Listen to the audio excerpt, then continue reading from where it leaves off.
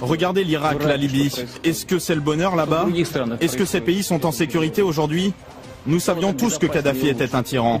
Mais pourquoi n'écrivez-vous pas ce qui s'est passé après sa chute? Ce que vous n'aimez pas pour vous-même, ici en France, vous devez comprendre que vous ne pouvez pas l'exporter ailleurs. Parce que finira un jour par ce travail que vous faites pour déstabiliser les pays, finira par arriver à nos portes. Et alors, celui qui aura semé ce désordre ne pourra que récolter ce désordre.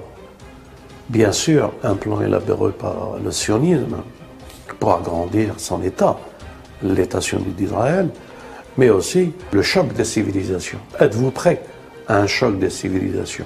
Moi, je vous dis, sincèrement, déjà en Europe, aux portes de l'Europe, ce sont un déséquilibre fait aussi par cet Occident arrogant et ce sionisme et ces États-Unis et l'OTAN. Êtes-vous prêt à un choc? Si oui, préparez-vous. Le temps est venu peut-être pour que les pendules soient mises à l'heure d'une guerre et d'une confrontation générale. Moi, je ne l'espère pas, ni pour la France, ni pour aucun autre pays. Je prie Dieu pour la paix et l'entente entre les peuples. Pourquoi cherche-t-on à déstabiliser la Russie? Pourquoi que la Chine est en remorque, disons, et en préparatif aussi pour être déstabilisée?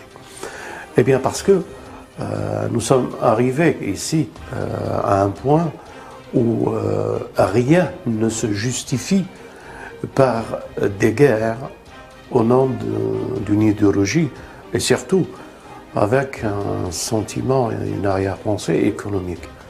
Le pays va vers un désordre économique. Je parle de l'Europe.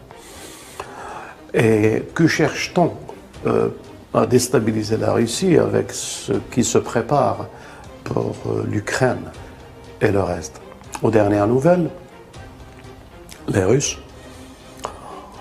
donc j'apporte mon soutien, et les Chinois se rendent compte du grand bluff du démon, de Gog et de Magog, en termes religieux que je le lis, et du système bancaire.